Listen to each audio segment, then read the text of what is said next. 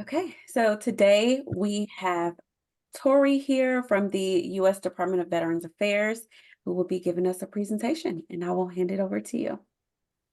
Thanks, Christina. Very glad to be here. As she said, I'm with the Department of Veteran Affairs. I'm actually based down of the James H. Dillon VA Medical Center there in Johnson City, Tennessee. When I started my career at the VA back in 2013, I worked in our homeless program for about 3 years. And then I changed over to VJO. So I was the Veterans Justice Outreach Specialist for about up until 2023. In 2023, I shifted over to our suicide prevention team, and now I'm the Community Engagement Partnerships Coordinator. So lots of experience with Veterans Treatment Courts in the past, even though that's not my current role. And today we're going to talk a little bit about VA S.A.V.E, some lethal means safety, and we're also going to touch on some engagement stuff with Veterans Treatment Courts. I know that everybody on this call is involved in those treatment courts, and it's such good work. And I think all these points that we're going to touch on today is valid and pertinent to what you guys do day to day. Before we begin, suicide is obviously a very intense topic for folks. If you need to take a break, if you need to walk away, if you need to, whatever you need to do, kind of take care of yourself, please do. Afterwards, if anybody needs to talk with me, you certainly can do that. There's always, 988 that is available to anyone, really. Pressing 1 is for the Veterans Crisis Line, but if you press 2, it is obviously triaged as well, even if you're a civilian and not a veteran. So today we're going to go over objectives. We're going to talk about some facts around veteran suicide. We're going to discuss some myths versus realities. We're going to discuss the steps of S.A.V.E. We're also going to touch on lethal means safety and talk about some engagement things that you guys can do with the veterans that you're serving in your courts. Our goal is, sorry about that. Our goal today is that you're going to have a general understanding of the scope of veteran suicide within the United States, knowing how to identify a veteran who might be at risk for suicide, and knowing what to do when you identify a veteran at risk. So let's take a moment to consider. I'm going to have Christina kind of help me out. What are maybe some of your biggest questions around suicide or talking to people in crisis? It's a tough conversation, right? Anybody willing to share?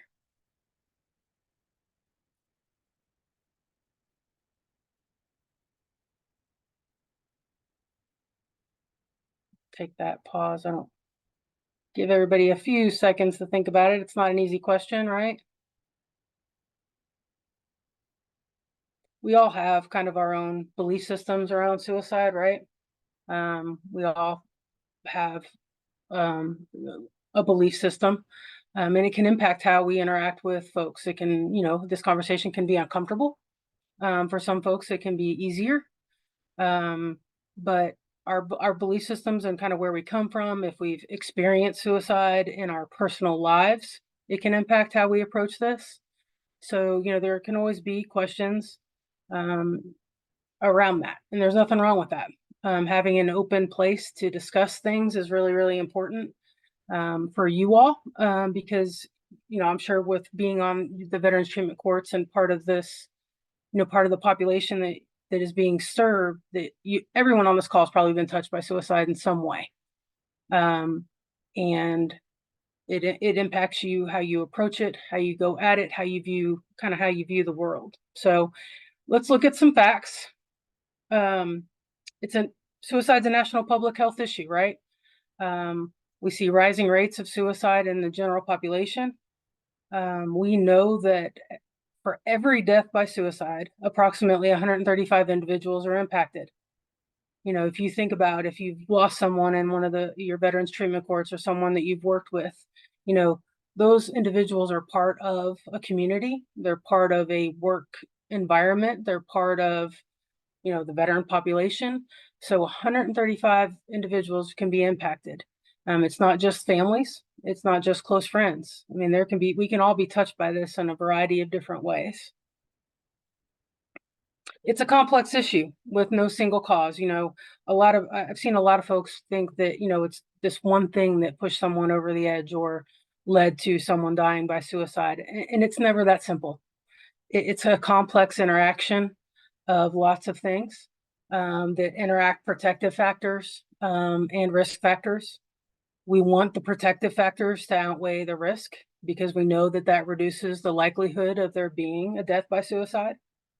So in ways that we can maximize those protective factors becomes incredibly important in minimizing those risk factors. Sometimes we don't have any control over the risk factors, right? But we can put things in place, and veterans treatment courts are great about, the way they're designed essentially, puts in some protective factors for veterans. It gives them accountability. It gives them a network. It gives them community. So there's a lot of protective factors that are instilled in what veterans treatment courts do already. So if we look at some of these risk and protective factors, prior suicide attempts, mental health issues, substance abuse, having access to lethal means, recent loss, legal or financial challenges, relationship issues, unemployment, homelessness, our justice involved veterans. We know that our data always goes back 2 years. So the 2024 data that we got at the beginning of the year is based off of 2021 statistics. So we know that in that data, we saw a huge increase in justice involved veterans dying by suicide. We saw it in the LGBTQ plus realm as well. Homelessness was a huge factor as well in deaths by suicide. So we know these, we're all pretty familiar with these risk factors. The protective side of this is that having access to mental health care, having a sense of connectedness, problem solving, sense of spirituality, mission and purpose. This is a big one for our veterans.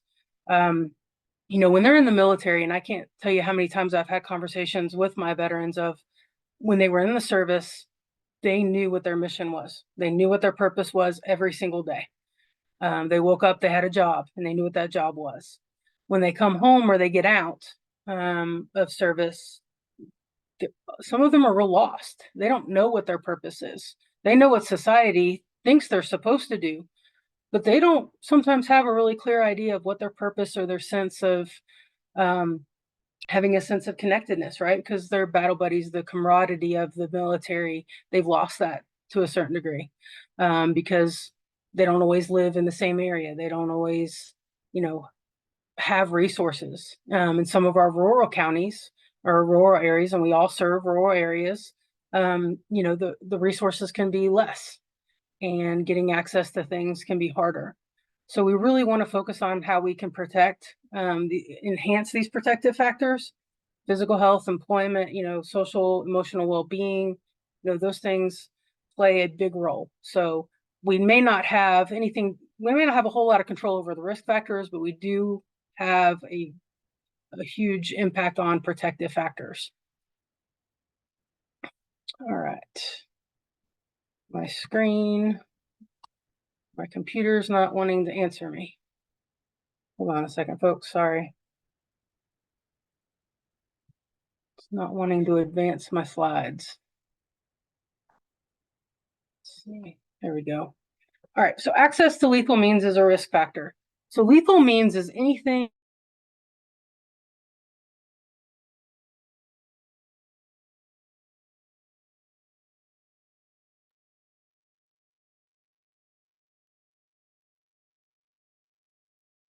Torrie, you're frozen.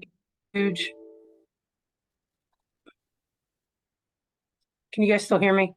Yes, we can hear you now. Okay. Hold on just a second. One technical issue on my side. Okay. It may get blotchy here. Well, you guys can still hear me, so let me see if I can do this at the same time. All right. So access to lethal means, I apologize. When we look at veterans and suicide methods, This is a pretty startling statistics when we look at lethal means. 72% of veterans that die by suicide are doing so by firearm. If they have made the decision to die by suicide, their method of choice is firearm. And we know that if you're choosing a firearm to die by suicide, those attempts are 90 to 95% fatal. If they by chance do survive that, their life is forever changed. So whereas other means, poisoning, suffocation, those are about 5% lethal. So these conversations around lethal means and firearms is really important. And I know it can be a delicate subject for a lot of folks. Nobody really wants to talk about firearms because, people think, well, you're trying to take my weapon away. You're trying to take my firearm away. It has absolutely nothing to do with that. It has everything to do with creating time and distance, because time and distance saves lives. And if we take away the method, or at least minimize the access to the method in which they are wanting to die by suicide, we're going to save a life. Okay. There was a study back done in early 20th century with the UK, and a lot of their stoves were coal based. So coal produces a lot of CO2, right? So very dangerous, but the lethal means was there in the home. It was easy to access. It was easy to get to, right? So they slowly started changing out the coal-based stoves to natural gas, and they saw a huge reduction in suicides in their country. There was another study done it was early 2020. No, it was earlier than that. With the Israeli military, they were struggling with some deaths by suicide over the weekend. So they stopped allowing their military personnel to take their firearms home on the weekend. And when they did that, they actually saw a 40% reduction. So lethal means matters. Lethal means works. If they don't have the method in which they have planned to die by suicide, they're not just going to automatically switch to another method. There's a kind of a myth around that if they don't use a firearm, then they'll just try to poison themselves. That's not true. It's not true. So in the context of lethal means safety, safe storage is really important. Putting time and distance between that person that's having suicidal thoughts and the method in which they want to use. And this is a conversation that really anybody can have. In the veterans treatment courts, you guys can, the case managers, whoever you feel like can have this conversation, whoever has a really good relationship with the veteran, this should be kind of an everyday part of a conversation, so that it's not always just when someone's in crisis. When someone's in crisis, especially a veteran, they can feel like they're backed up into a corner and you're trying to take away something from them and they're in trouble. And this is it's not a good scenario. But if we're having this conversation from the beginning of, hey, do you have, some of our veterans may have felonies, so they're not supposed to have, own a firearm, but they may have access to one, right? And that's where our wording becomes really important when you're asking this question around, do you own a firearm or do you have access to a firearm? Two very different ways of asking the same question. Please make sure that you're asking if they have access, because they may not in the home, they may not have it in the house, but they may have a friend, they may have a family member, they may have someone who has it.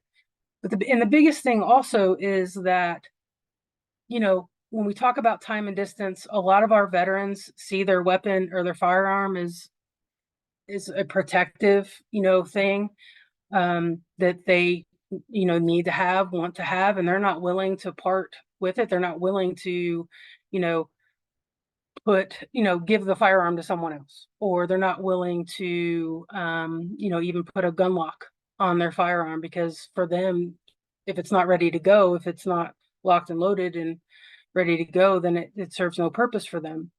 So you really kind of have to get kind of creative, and it has to be a collaborative conversation. We had a veteran, and I'll kind of share this story with you guys. We had a veteran several years ago who was chronically suicidal. He dealt with this for a long time, and honestly, we didn't think it was a matter of if, it was a matter of when it would happen. And so he was a really hard case for us. And he was working with one of our suicide prevention coordinators, and he had agreed to put the gun lock on his firearm, but he wasn't willing to give the key to anyone else. So he had agreed, and he came up with the idea of, okay, well, I'll just put the key in some water and put it in the freezer. And so he froze the key in some water in his freezer. And he called our suicide prevention coordinator the next day, and he was kind of laughing and crying at the same time.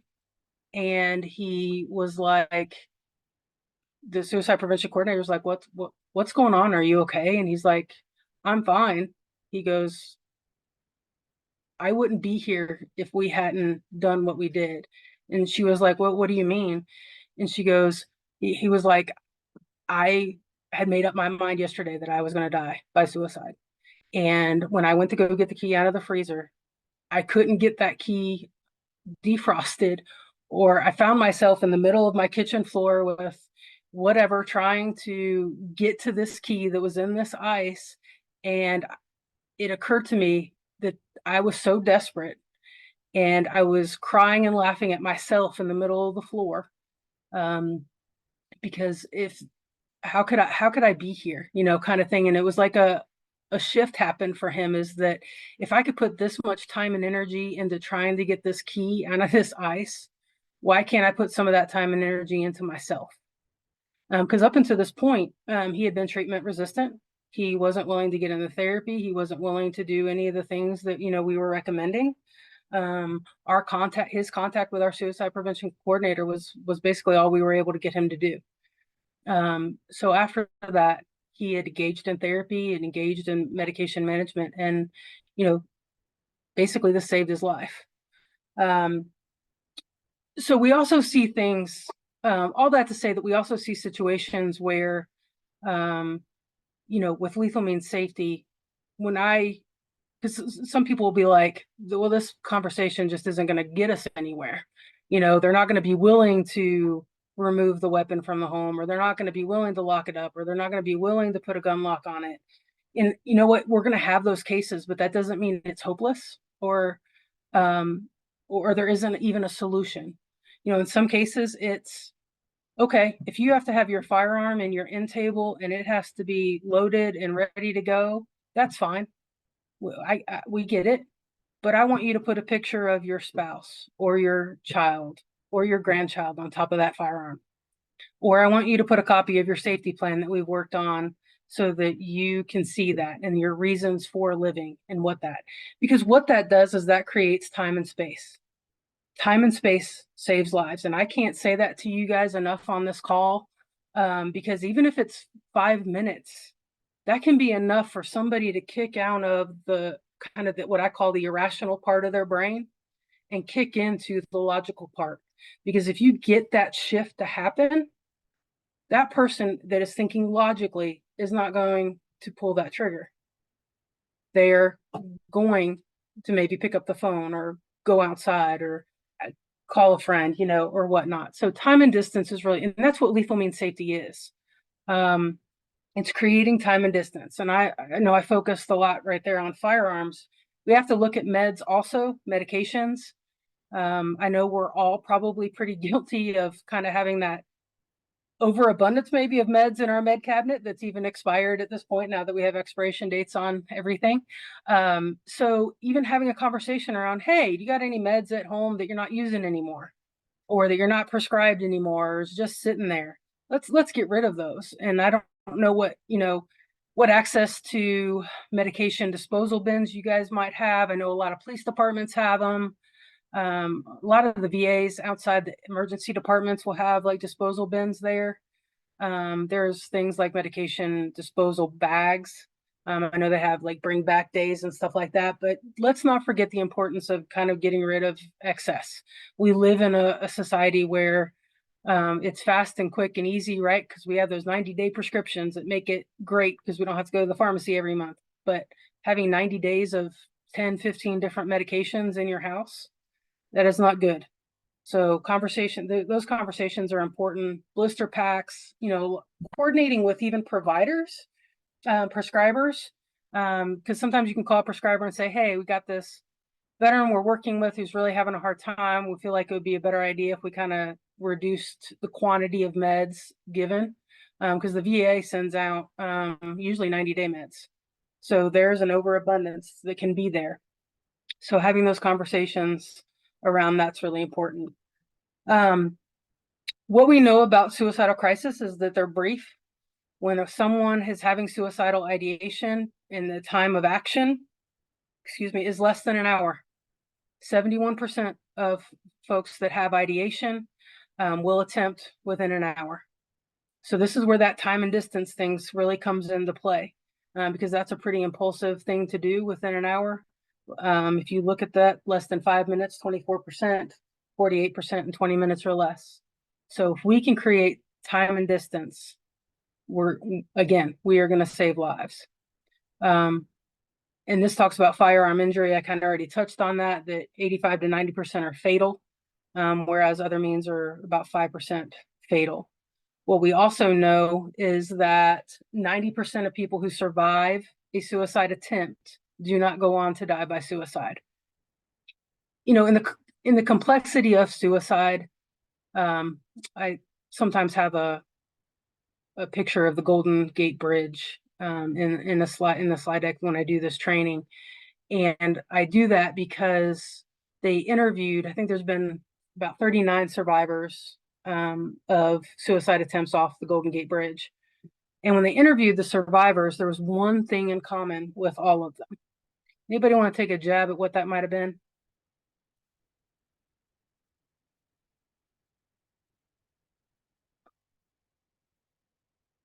Anybody willing to play? I think the first thing that comes to mind when you ask that is what they will have in common if they're sharing their stories is that time that you're referring to that stopped them. Mm-hmm. Yeah, definitely. Anybody else?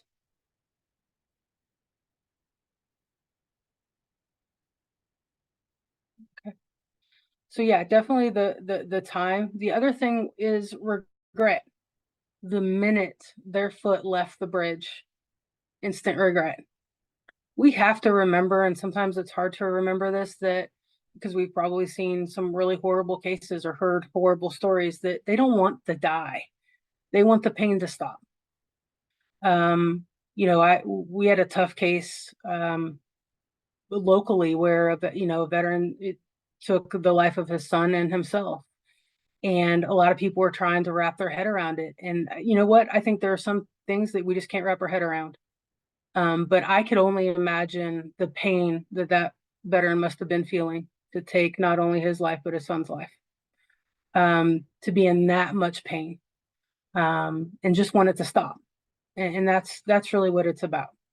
So if we can collaborate with our veterans ahead of time and have these conversations ahead of time, we're going to save lives. So however you guys can implement maybe lethal means safety into the VTCs, it's a pretty good idea. Or even if you guys aren't comfortable with it, there's a provider working in your VTCs with your veterans, right? And that provider, making sure that provider is having these conversations. Suicide is preventable. Cannot say that enough. And it can be kind of a tough conversation too around that. So now we're going to go on to some common myths versus realities. People who talk about suicide are just seeking attention. If you guys were alive in front of me, I would be asking you who thought that this was true. Because a lot of people do believe this to be true. The reality is that no matter how casually or jokingly said, suicide threats should never be ignored and may indicate serious thoughts of suicide.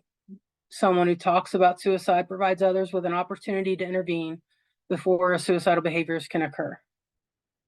All right, another myth that we see is that the only one who can really help someone who is suicidal is a mental health counselor or a therapist. I could not scream this from the rooftops loud enough that special training is not required to safely raise the subject of suicide.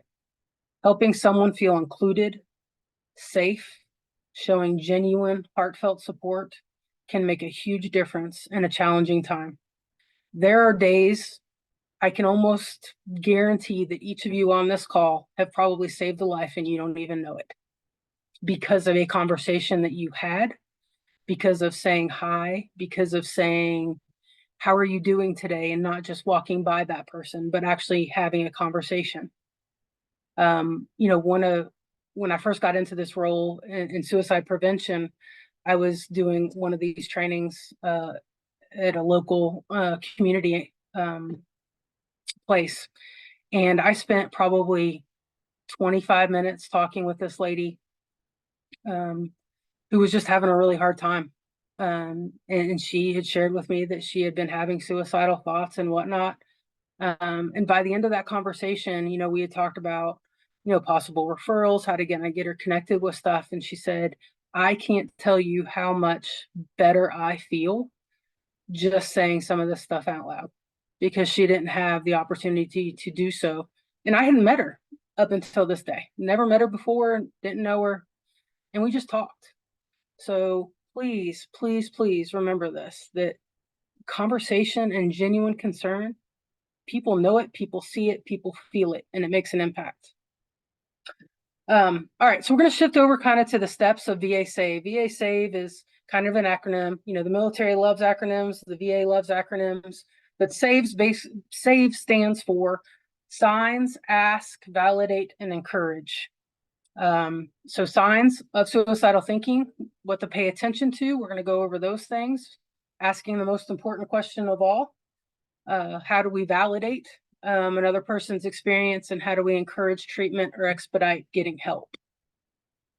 Signs, learn to recognize these: hopelessness, anxiety, agitation, sleeplessness, mood swings, feeling like there's no reason to live, rage or anger, engaging in risky activities without thinking, increasing alcohol or drug use, withdrawing from family or friends. I also talk about how sometimes it could be the person that any dramatic change in behavior. So it could be someone that was, maybe hopeless, and all of a sudden they're on cloud 9 and they're giving stuff away or having extravagant parties, and it's just kind of completely out of the blue, and everybody's kind of scratching their heads as to what's going on, or, how did they go from being in such a bad place to a good place? That can be a warning sign. With our veteran population, what we're seeing is, especially with our geriatric population, and these are more recent cases for us, folks that have been diagnosed with something that may feel terminal but isn't necessarily terminal, can be something to pay attention to. And with our younger veterans, also with our geriatric population, not just getting a recent diagnosis that may feel terminal, but also not understanding medical terminology and what the outlook looks like for them. We're also seeing it with dementia and some Alzheimer's stuff more right now as well. And we're seeing it with pain. People that are complaining of chronic pain. It's very real, so please pay attention to it, because it can definitely be a warning sign of suicidal behavior. With our younger veterans, sometimes we're seeing this overachiever, high anxiety stuff that's playing out. No lack of sleep has been a huge indicator recently with some deaths we've seen. So asking questions around sleep is really important. It's a bedrock, right? If we don't sleep well, it impacts everything else that we do. And sometimes we kind of overlook it of, oh, we're just supposed to go, right? I go on 4 hours of sleep. I go on 5 hours of sleep. And it's kind of part of a society norm to not rest or take care of ourselves. But when we're not doing that, when we're tired, when we're fatigued, we don't make really good decisions. We can be more impulsive, right? So paying attention to those things as well is important. The presence of any of these kind of requires immediate attention. So if they're expressing that they're thinking about hurting or killing themselves, if they're looking for ways to die, if they're talking about death, dying, or suicide, self-destructive or risk-taking behavior, we definitely want to intervene at that point. This is kind of the hard one, right? Ask the question, because it's the loaded question, right? And that is, are you thinking about killing yourself? Not are you thinking about hurting yourself, but are you thinking about killing yourself? If you have never asked this question before, I'm going to encourage you to practice doing it with maybe somebody that you trust. Well, not maybe, with someone that you trust, that you could feel safe with, because those words coming out of your mouth can have an impact on you, right? Because it's powerful. Because if you ask the question, you have to be prepared for the answer, right? And that's what I think scares more people than anything. It's not maybe asking the question, but what are they going to say and what am I going to do? And that's why we do this training, essentially. So when we're asking the question, do ask the question if you've identified warning signs or symptoms. Don't ask the question as though you're looking for a no answer. You aren't thinking of killing yourself, are you? Because you're giving them an out. You're giving yourself an out. And they don't think you're interested if you're framing it that way. So what response do you think you're going to get from someone who may very well be suicidal if you ask it that way? They're going to probably say, no, I'm good. Do ask the question. I'm sorry. Okay. Do ask the question in a natural way that flows with the conversation. It doesn't have to be this awkward thing that we just kind of throw out there.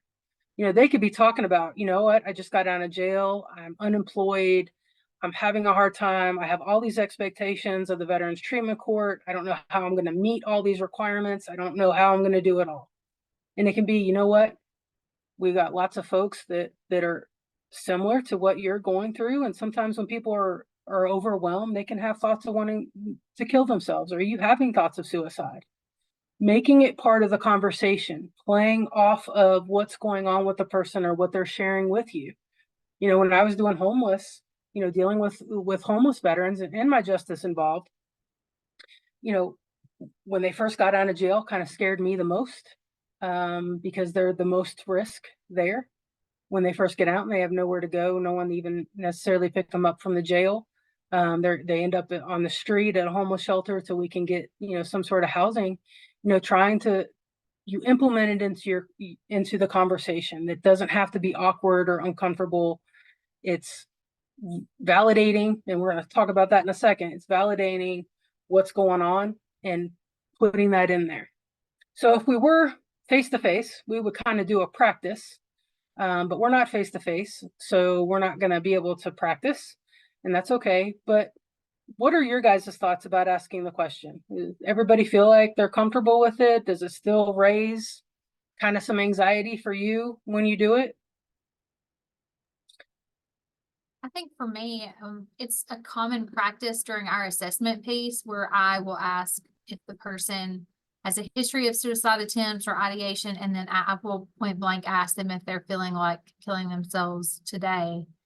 So in that sense, it's normal, but I think in the moment when you have someone after that fact, that's something that I've had to work on being comfortable, because it just seems like I don't know, it's just a sad situation already, and I feel like I'm making it worse by bumbling around it, if that makes any sense. So I've had to practice it.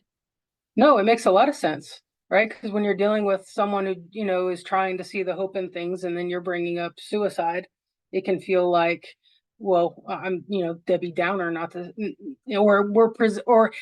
there's a myth also that we kind of don't talk about, that if I ask about suicide, that's going to make someone think about suicide. And that's not true.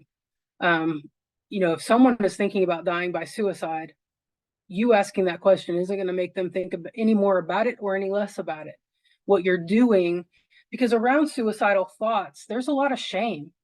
One of my kind of favorite social workers is Brene Brown. If you don't know who she is, she's an amazing speaker. She's a storyteller, but she's done a lot of work around shame. And the reality is that shame can exist being spoken. When we are silent, shame is like a petri dish that can just grow and grow and grow. And when we speak to something, we are taking the shame out of it. And it can just be giving it breath. So you're opening a door, you know, Trisha, you're opening a door when you guys are asking those questions. to let somebody talk about, yeah, I did have a hard time, or it's an opportunity because they're going to test you, right? They could test you and say, yeah, I've had these thoughts, and they're going to look at what your reaction is. And, you know, if our reactions don't have to be perfect, you're not held to this perfect standard. I think with our veterans and with anybody that's across the table, they just want to know that somebody cares. Empathy, compassion, that stuff kind of seeps through a lot of the people in our profession. They can see it in your eyes. I always say the eyes are the window to the soul. So even if we fumble our words, if we're making eye contact and we're looking at them and we have genuine concern, they know it, they feel it. So don't forget that, and don't hold yourself to too high of a standard when you're doing this. And this was kind of validation, because I'm already kind of touching on that, talking openly about it. You know, sometimes sharing a story is helpful to kind of open that door a little bit more. The biggest thing here, though, is you will see that if you open that door, if they start talking, let them talk. You say less, let them talk more. Sometimes the biggest thing that we can do here is just be quiet, because you'll just kind of see a what do they call it? Kind of a vomiting of the mouth. Not the best description of what I want, but you'll see them kind of go off on tangents, right? They'll jump from one subject to another, to another, to another.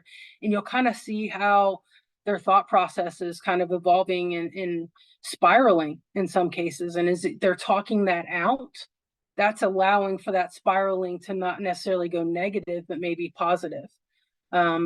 Recognize that the situation is serious, and don't pass judgment, regardless of what you may believe, or maybe struggles that you have with this conversation. Being careful to not pass judgment, and make sure that we're giving validating statements and reassuring them that there is help available. And that help may, obviously if they're in Veterans Treatment Court, the help's readily available. And some veterans don't want to go to the VA. Doesn't mean they have to go to the VA. They can go to a community or whatever, but there's lots of help options that our veterans sometimes don't know that they have access to.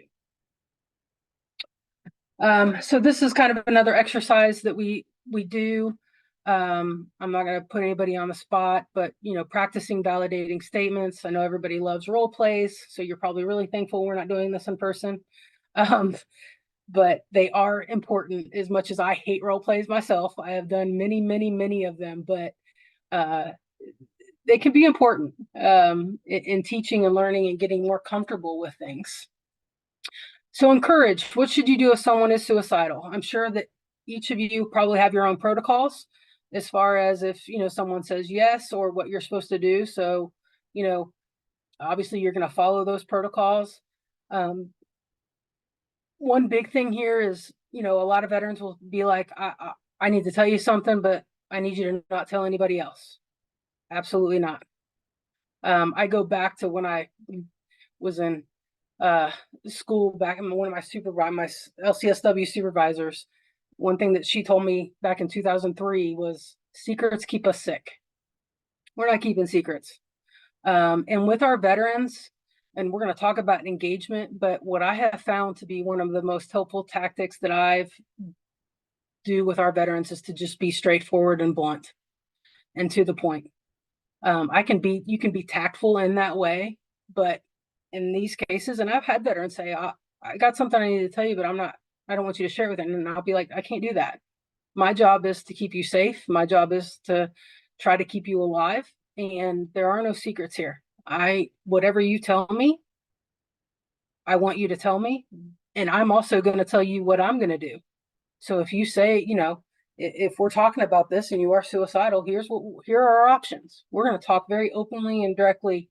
They seem to appreciate it. It goes a lot further. We don't want to sugarcoat stuff here. We want to be very direct. Don't leave them alone. Don't step away from your office. Don't step away from your desk. Most of us have Teams or some sort of remote ability to chat. We all have cell phones. Please do not leave the veteran alone once they have disclosed suicidal intent or ideations until, it needs to be a warm handoff. We don't want to leave them alone. Trying to get the person to seek immediate help from the doctor, getting into a local ER, calling 911. some people aren't comfortable with that. You can also do 988, press 1. The 988 operators are trained. Most of them are licensed. A lot of them are licensed. So they can triage and they can send out law enforcement or assists and whatever way they need to. Because sometimes it better be like, please don't call 911. Okay, well, if we're not going to call 911, can we at least call 988 together? Do it on speakerphone. Let them have that conversation with them and sit with them while they do it. So there's definitely some options. You don't have to have the answers. You're just going to be the linkage sometimes. When we're talking with a veteran or anyone really at risk for suicide, being calm, again, listen more than you speak. Eye contact, eye contact, eye contact. It is so important. We have forgotten because of screens and whatnot and the world of COVID where we're all behind a computer that eye contact matters. Looking at someone and maintaining eye contact with someone that's in pain can be hard, but it's essential, because even if you fumble your words when you're talking to somebody, that eye contact makes a difference. Don't argue. Be open with your body language. Limit the questions. Let the veteran do the talking. Being supportive, encouraging comments, and be honest. There's no quick solutions, but there is help. There's no easy answer for a lot of what they're facing, right? We can't automatically make any of their problems go away, but we can help them build a plan. We can take it one step in front of the other. So this talks more about practice sessions, which we're not going to do because I'm not in front of you other physically. Just a review of S.A.V.E signs: ask, validate, and encourage. So what kind of signs do you guys identify with? What signs do you guys typically maybe see with the populations, veterans that you're working with? I know that, some are rural areas, some are not rural areas. Do you see differences in the signs that you guys see? We're seeing isolation. 2 people said isolation in the comments. Okay. And that's a tough one, especially in the rural areas. Trying to get veterans out. I know that what I do now in my role is the community engagement, as I spend a lot of time in the rural communities and trying to get our veterans out. With the veterans treatment courts, you guys have court, you guys have a lot of requirements and whatnot for them. If there are any kind of coffee socials have kind of been picking up around the nation. I'm not sure what's out there in each of your areas, but if there's a coffee social, veterans connect with veterans. And we're going to talk about this a little bit more in the future slides about engagement, but getting veterans to other veterans. And I know that a lot of the veterans treatment courts also have mentors. So we'll kind of talk about that as well. I don't want to get ahead of myself, but all right. So just resetting a little bit here because I got a little tangential. When we look at asking the question, and I know Trisha shared, and I appreciate that. Does anybody else notice anything about the ask? Something maybe you struggle with, or something that's gotten easier, maybe a pointer for other people on the call?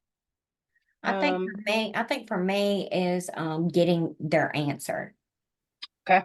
What is going to be my response? Okay. What I get concerned with. Yeah.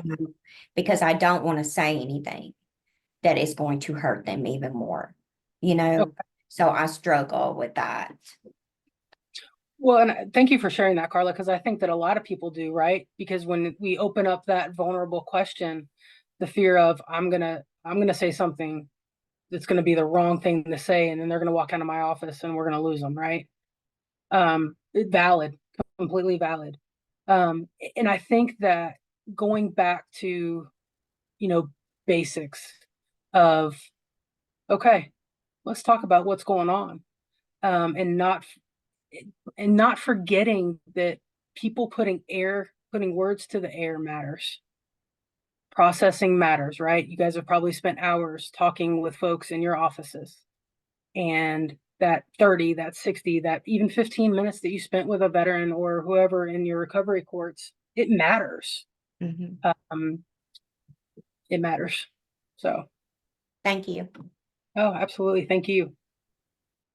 So this is kind of talks about validating. We would kind of have conversation around what did your partner do in the role play. So we'll skip over that. Resources. How are you guys? You guys feel good with the resources that are at your disposal there in your areas? Because this can be, kind of going along with Carla of, they can tell me all this stuff, but how do I get them to where they need to be? I think my frustration comes in when I've had someone tell me this, and like we have one veteran that we've taken to the ER, and I've sat with them in the waiting room and went in the back and, with their permission, told the attending physician there, like what our concerns are and why I had brought them to the emergency room. And it's sometimes my frustration comes with the response when you end up in the emergency room. So it's, the client doesn't know what's happening. They're terrified. You don't really have control, but you're afraid enough for that person's life that you've driven them to the emergency room and sat with them there for 4 hours or 3 hours or however long. It's just the response and making sure that someone takes it as seriously as you have. Yeah, absolutely. And hopefully whoever you're communicating that with is, taking that seriously and should be taking that seriously. I know that there are, things in place that, for us, we're going to feel better if they're hospitalized. And not every case needs to be hospitalized. And it's a hard call. And only the person in the room can speak to each situation or the people in the room. But making sure if they do walk out of there and they're not hospitalized, what are the resources? What's the safety plan that's in place? Are they connected to the suicide prevention coordinator at the local VA? All those things. I think, I'm a licensed clinical social worker. I've been licensed for 25 years. I've been in those cases like you described where I've sat and seen a veteran or even someone else that I've been working with not be hospitalized. And sometimes I have to find the balance of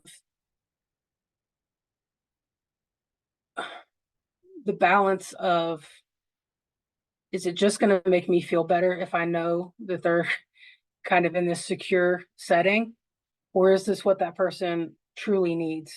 And sometimes that's hard, right? Because sometimes we can feel it to our core that they need to be hospitalized for 3 to 5 days, and that's just what's going to happen.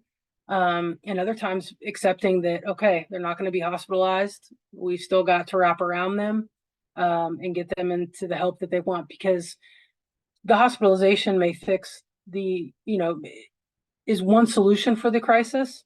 But the reality is that the issues, kind of, we talked about this in the beginning, everything is so complex. There's a lot of work that's got to be done. And how can we make sure that that work gets done? And also keep our veterans or the participants alive. So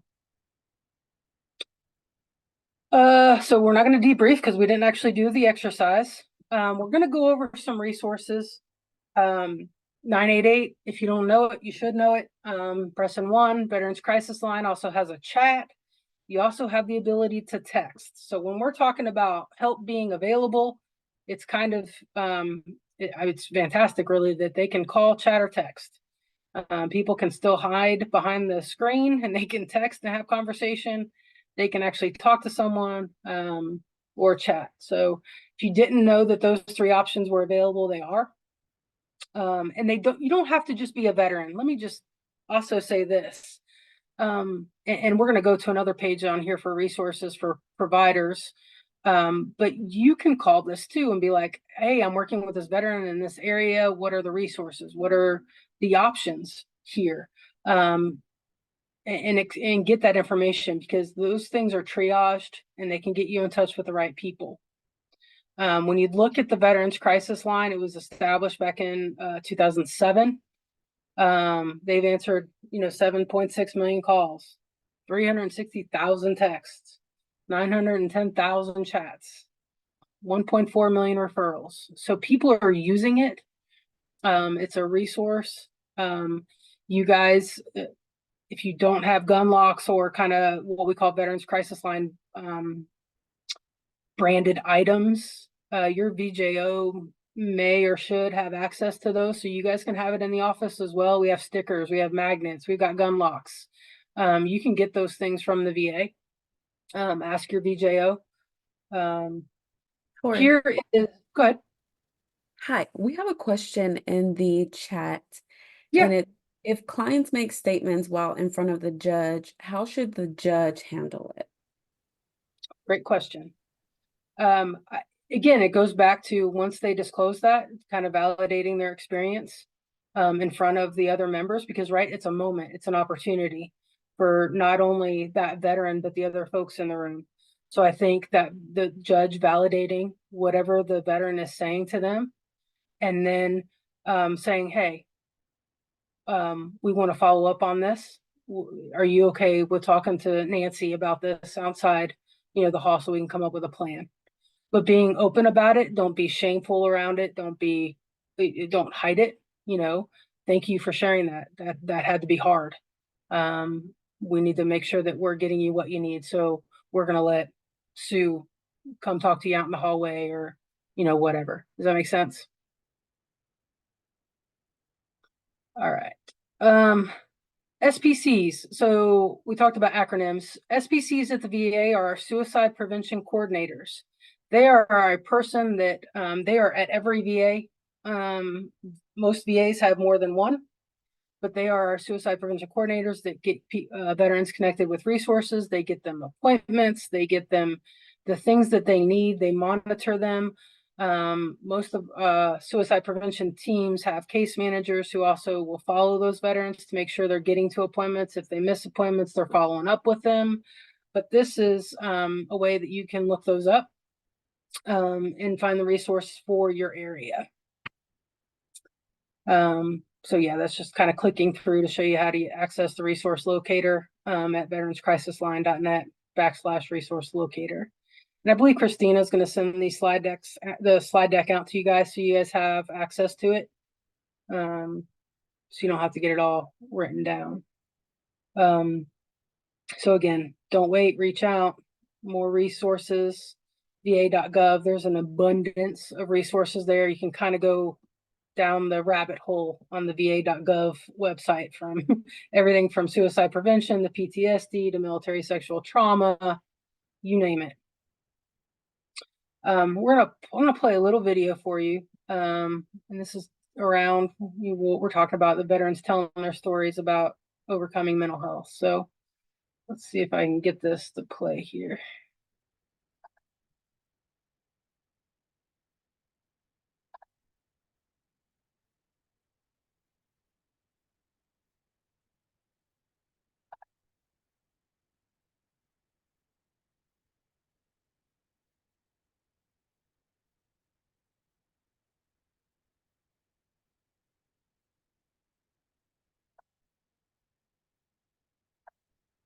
I found myself in a pretty dark place for a pretty long period of time. And just feeling sort of trapped in a way, just not knowing exactly what I should do next. I was sort of at my wit's end as to what was my purpose in life. I mean, coming back, the switch was off. It had an impact on all my relationships, all my family relationships. I couldn't even. I was wondering if I ever had grandchildren, could I love them because of the disconnect. I'd also submitted my work that I did in Iraq for Military Videographer of the Year, and I'm standing there and all these people, the pinnacle, like, I am the best. I just became the best. I felt absolutely nothing and completely dissatisfied with the whole experience. I had a few hobbies. It was mainly like auto repair and racing, maybe dirt bike, stuff like that. And that stuff, I tried it when I got back, and it just didn't give me any excitement. After a 21-year career in nursing, I got into the point where it was hard for me to get out of bed every morning. I was lethargic. I had anhedonia, which is mean I had no pleasure from anything that I did, and I had suicidal ideation, and I had had a little bit of a plan to turn around and walk in the front of a car. I went from being super active, doing everything around the house. Now for 12 months, I was more of a burden on my family, and I just kept feeling more and more worthless. And that's when I contemplated starting to take my life. This friend of mine who was a veteran introduced me to the group. There was a different connection, a different understanding about what was happening. And that is what began to make the difference for me. I talked to the psychiatrist down there, and then she recommended me to they have like an outpatient psychiatry department down there. So they recommended the medication, and then I did like one-on-one counseling sessions, and I've been doing it ever since. One day, one of my kids said something to me that, made me realize I need to get help. I need to be there to help them. The VA crisis line was the first place I called, and then I started trying to meet with a counselor. It showed me that regardless of my medical problems, a lot of the limitations that I felt were limitations I just placed on myself. That I could still enjoy a lot of the same activities that I did, just in a different way, and get the same result. I would say for the last 5 or 6 years, not only have I not had depression, but I've also been happy. After I started seeking the help, the work performance started to increase again. I started believing in myself. I started getting more confidence. It was a lot easier to do my job, do daily things. You got to reach out. You got to put your hand out. You got to make the first step. And that's the hard one, is the first step. Know that there is a way that you can get help. There is a way that you can deal with some of the difficulties related to your war experience. Look at it as a community of people who want to help. I think that has felt different for me, and to keep at it until you make the connection. All right. Let me.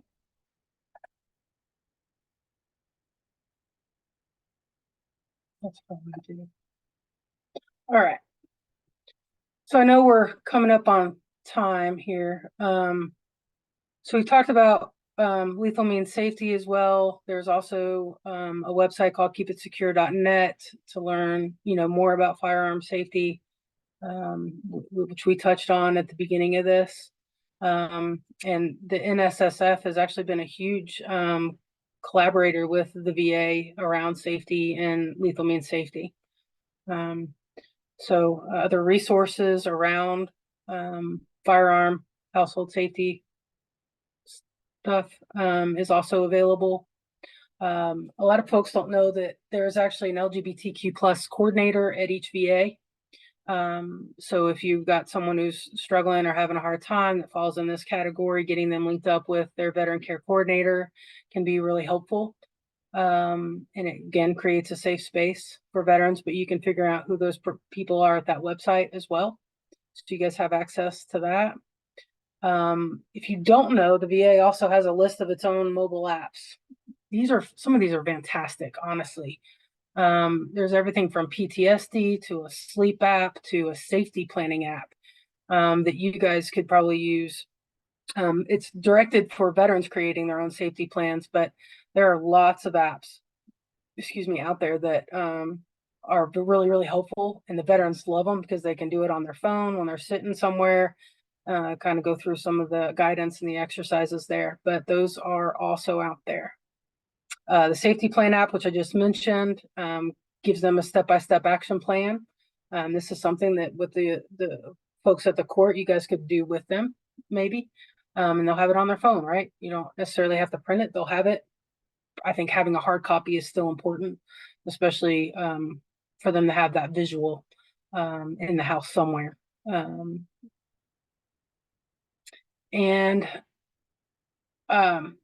You don't have to be at the VA.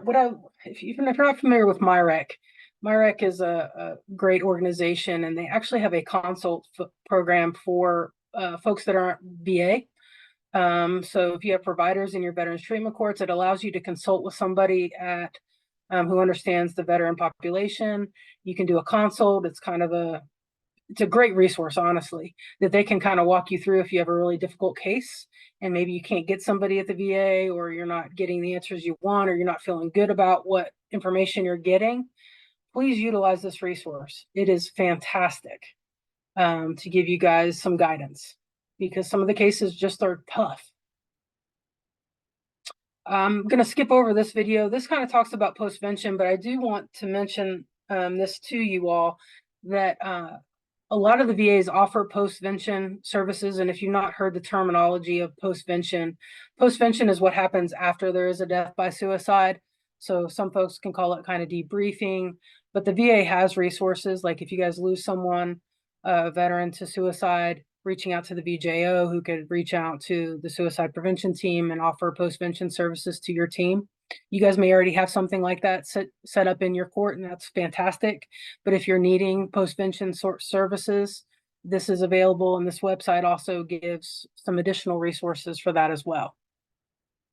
And then we just did this. Those are the VA apps and whatnot. I'm going to wrap up with one of the things Christina and I talked about was that engagement seems to be a hot topic for you guys, keeping veterans engaged. So I'm going to keep this kind of short and sweet, because whenever I think that there's a difficult problem, I am constantly reminded that sometimes for the most difficult problems that we face, or the most difficult cases we face, we forget that the simple answer is the best answer. With our veterans, they have a lot of pride. They are some of the most stubborn individuals I have ever encountered in my social work career, and I say that respectfully. Pride can be a strength, but it can also be a weakness. And, we have to remember that they come from a culture that, is based on strength and resilience and courage and sacrifice and mental toughness. And that when they're serving, the mission comes first. If you got something wrong with you, you suck it up. You have a job to do, right? So they come from this culture that says if you ask for help, you're seen as being weak, and you're maybe going to lose your clearance, or you're going to get pulled down, or you're going to, they come from this culture where you have to be that strong, independent, teamwork focused person, that asking for help is not considered a strength, it's a weakness. And then we're getting them in our veterans treatment courts, and we're like, you got to ask for help. It goes completely against everything that's been ingrained in them. So when we talk about how do we engage veterans that might be difficult to engage, or just engagement in general, I went back and I was looking at, I actually got to hear Judge Robert Russell speak. He was actually a local event, and I got to hear him speak, and I went back to when he created the VTCs back in 2008. And this is where I say that sometimes the best answer is the simplest answer for engagement. If you don't know this story, if you don't know kind of the history, back in 2008, VTCs were born out of, he was running a mental health court up in New York, and he had a veteran in his court. And that veteran, he was not being able to get engaged. He wasn't being able to get him to ask for help or to engage in help.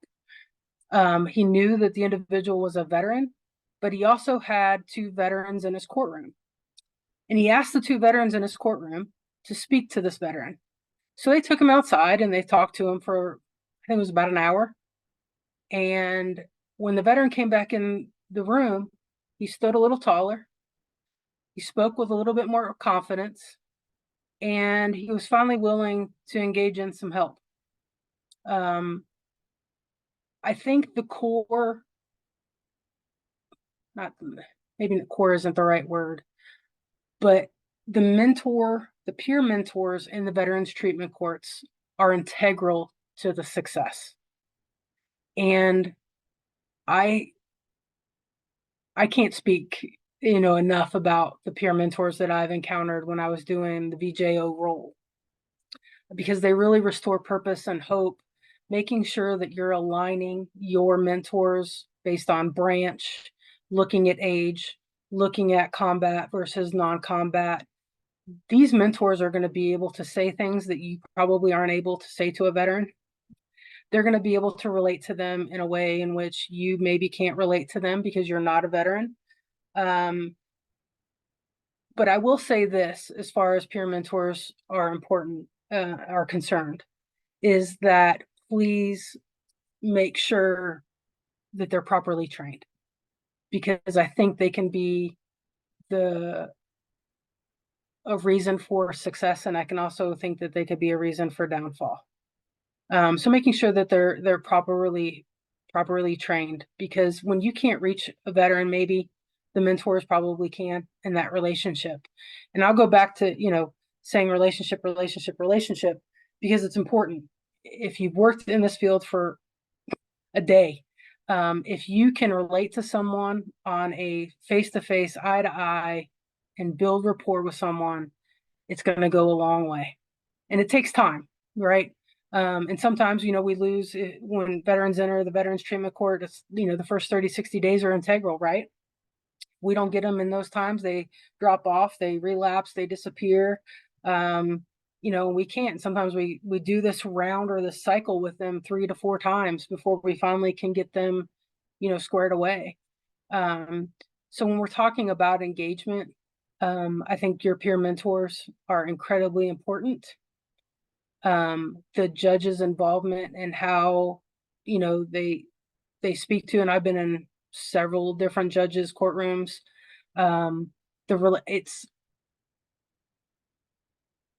It is amazing, because I think the judges, and there's probably some on this call, that step up to the plate to do the VTC work. This obviously has a special place, or even recovery courts, it has a special place in their hearts.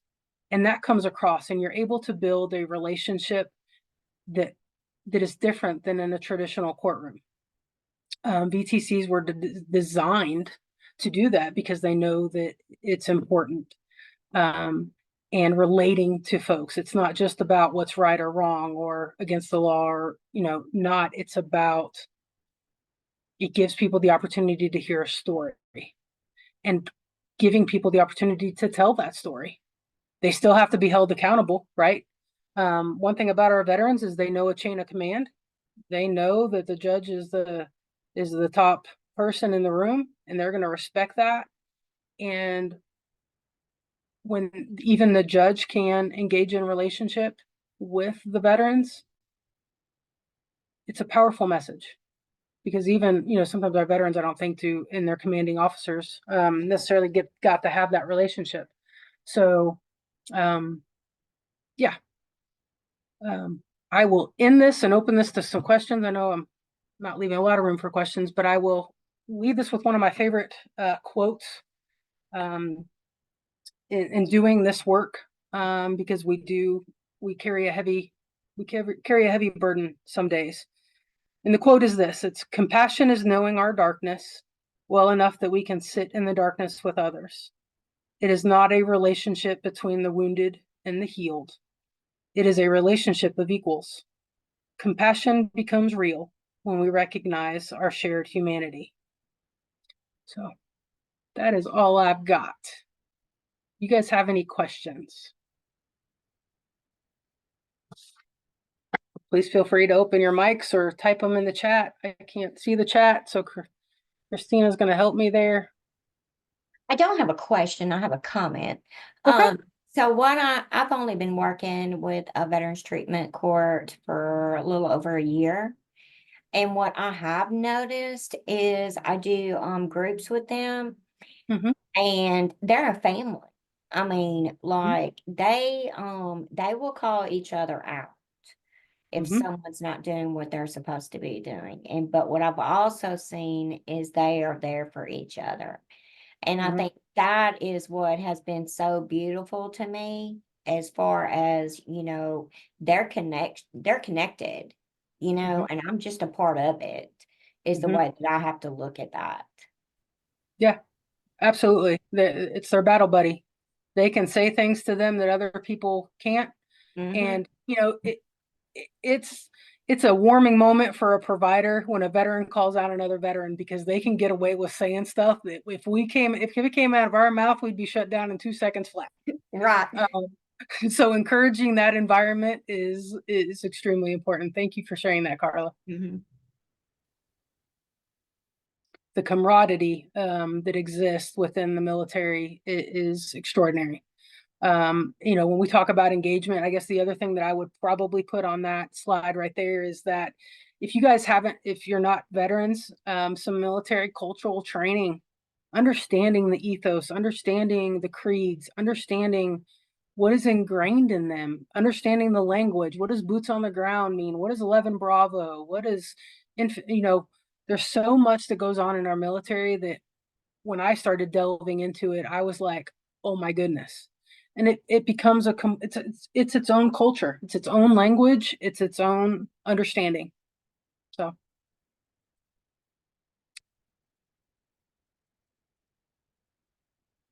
Any other questions? I'm gonna stop sharing my screen here.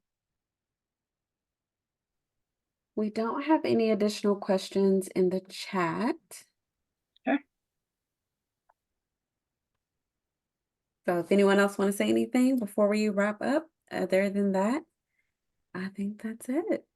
Oh, I just had something I wanted to add. I think it's really important that we realize that if we've done this long enough, that we are going to encounter someone that completes suicide.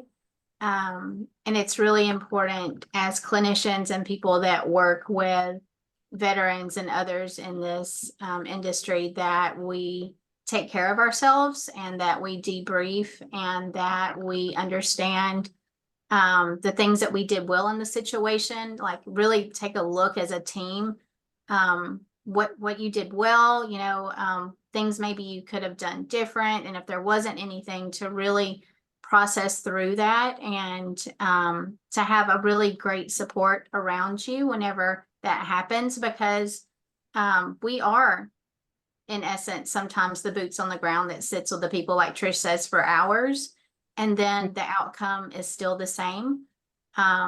Whether we've done all that we feel like we could or not, we don't ultimately have control in some of those situations, or really any of them, but it's really important to have that support and that debriefing and that processing if there is a completed suicide.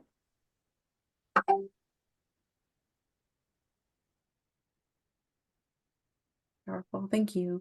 And would you say, Tori, that's part of the post, I think it was postvention that you Yeah, mentioned? postvention. It's really, really important. You know, when you talk about shame and you talk about guilt, and you know, even if we, like Tracy talked about, even if you kind of map through everything that you did, those feelings are still going to arise. Even if you can put A, B, C, D, E, and you followed it to a T, and you still lost someone, it's hard to reconcile. And if you don't talk about it, it's going to eat away at you. And we got to give word to it. We got to, you know, speak that shame into the universe and work through it. So yes, postvention is incredibly important. So I hope that you guys all have something in place that if you have someone that dies by suicide, that you guys can debrief. And like I said, the VA also has resources. So. Well, thank you so much for your time. I greatly Yeah. appreciate it. I thought it was an amazing training, very informative, and I will be sending out everything via email. Fantastic. Thank you guys so much for your time. I appreciate it. Thank you. Thank you. Thank you. You're welcome. Y'all have a wonderful day. You too.